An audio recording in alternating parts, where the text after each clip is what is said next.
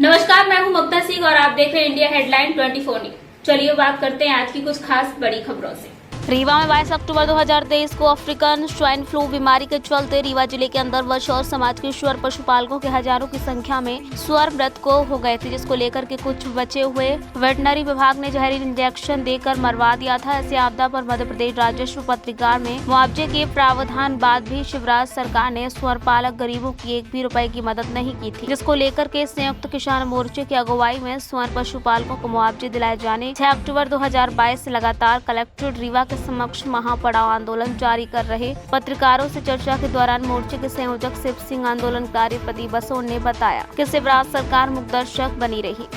19 तारीख को हम दोपहर 2 बजे मंत्री जी के घर गए तो वहाँ देखे कि काफी लोग वहाँ बैठे हुए थे और हम लोगों की जो आंदोलनकारियों की लिस्ट थी जो दिया गया था हमारे द्वारा, वो लिस्ट को हटा के किसी और लोगों की लिस्ट शामिल किया जा रहा था। जब मैंने इसका विरोध किया तो राजीव तिवारी बोले कि ये मंत्री का पैसा है, मंत्री जिसको चाहेंगे उसको देंगे, जिसको चाहेंगे उसको नहीं देंगे, इससे आपसे कोई लेना देना नहीं। आपके पास एक वीडियो भी है जिसमें मंत्री जी के पीए दिखाई दे रहे हैं, कुछ बातें कर रहे हैं। हाँ, क्या घटना क्रम था? देखिए, मंत्री जी के पीए जब हमारे धरना स्थल 5 अक्टूबर को आए थे, उन्होंने स्पष्ट कहा था कि भले आचार संहिता लग जाएगी, पैसा मंत्री जी का है, पैसा सबको मिलेगा और जिसके खाते में नहीं जाएगा उसके घर पहुंचाएंगे। ये वीडियो में है और एक वीडियो उनके घर के अमहिया के अंदर ऑफिस का है जहां पर ये पैसा डालने का काम किया जा रहा था। वो भी वीडियो हम लोगों ने कैद किया है, उसको भी हम आपको सौंपने का काम कर रहे हैं। मंत्री के खाते में पैसे डाले जा रहे हैं पीड़ितों के। अभी 19 तारीख को भी डाले गए पैसे, स्वीपर बिरादरी के तमाम पैसे डाले गए, अभी भी पैसा डाले जा रहे हैं।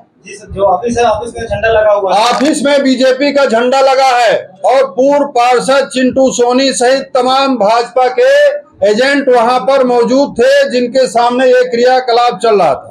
कहीं देखा जा रहा है कि पीड़ितों के पैसे खातों में पैसे जो भेजे जा रहे हैं वो आचार संहिता का उल्लंघन भी माना जाएगा और हमको ये कहा गया था कि सुअर पशुपालकों को हम आचार संहिता के लगने के अंदर हम सबको पैसा भेज देंगे, हमसे ये बात की गई थी। अब वो क्या कर रहे हैं वो जाने। मंत्री के पीए दावा कर रहे हैं तो बगल में कई अधिकारी खड़े हैं, एसडीएम तहसीलदार। हाँ, मंत्री के पीए दावा कर रहे हैं। उस समय एसडीएम अनुराग तिवारी, नायब तहसीलदार तेज शुक्ला वहां पर मौजूद थे, मोर्चे के लोग और तमाम लोग मौजूद थे वहां पर। आपने कहीं शिकायत की?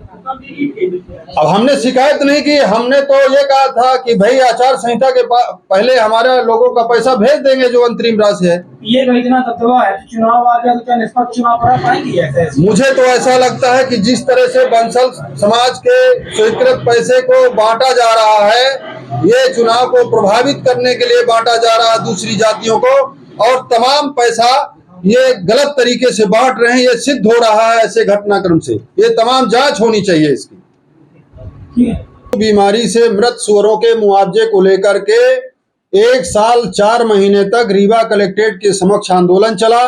13 सितंबर 2023 को मंत्री राजेंद्र शुक्ला जी धरना स्थल आए और उन्होंने 40 लाख रुपए की घोषणा किया।